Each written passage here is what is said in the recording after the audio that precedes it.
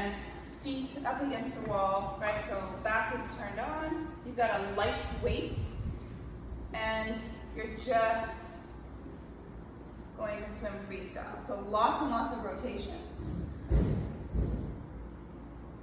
And you're gonna do 10 strokes. The next one is you can just push yourself forward, coming out to plank, drawing your knees in underneath you, and pressing out. So we're just working to have a nice long, good quality plank position. Watch that you don't get too focused into that upper back. And then the last one on the stability ball is in a tabletop position. So you're gonna walk yourself out, you're gonna keep your hips nice and high, reaching your arms into an overhead streamline position, so make sure your head is completely supported on the ball. And then you're gonna rotate through your shoulders. And rotate.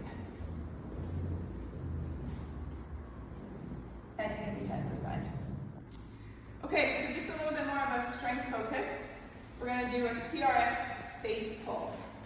So you're taking yourself back to an angle that would be a TRX row. And I'm going to pull my elbows wide and the back of my fists backwards. And then release. So elbows go wide, keep in a goalpost position. And release. The further your feet go to the wall, the more challenging the exercise is. The further you walk your feet away, it's a little bit easier to get back. Okay? Second exercise is for your hips and some rotation. Using a dumbbell or kettlebell, doesn't matter. You're going to go into a staggered stance position. So predominantly my front leg is taking the weight. My back leg is a little bit like a kickstand. The weight is in the same side as my back leg. I'm going to split squat and rotate, trying to touch the weight down to the outside of my front leg. And then switching sides. Same thing, square up, proud chest, rotate, and stand. Okay? Third exercise is an offset RDL. So single leg RDL position is what we're going into. I'm going to carry the weight in the opposite hand from the moving leg. So it makes the balance relatively challenging. Soften your standing leg knee.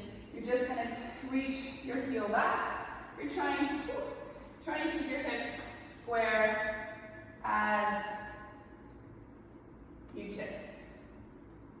Same thing, opposite hand, square, good strong core.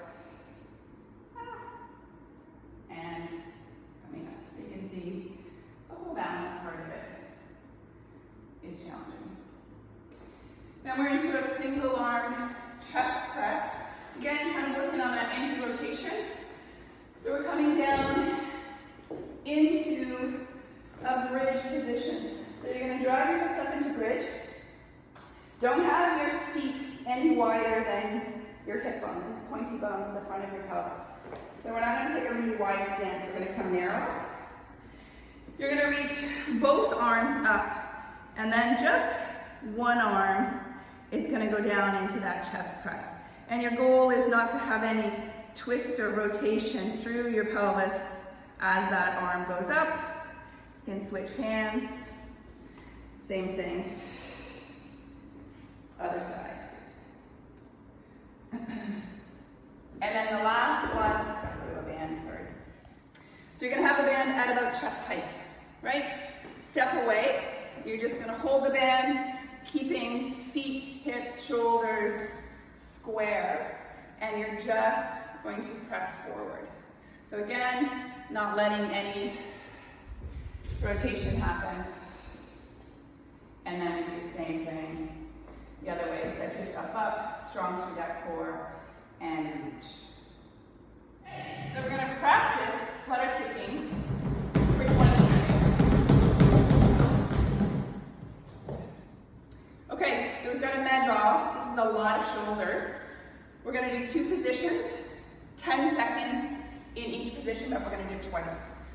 So you're close to the wall, soft to those knees, nice and strong through your core, and it's as fast as you can get. For 10 seconds, you're gonna step a little bit closer, overhead, 10 seconds. Back to your chest pass, 10 seconds,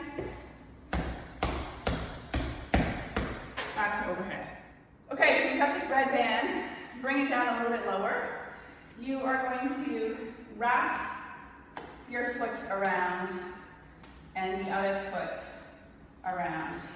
We're going to lean back and you're going to flutter kick as vigorously as you can. So you can always do this.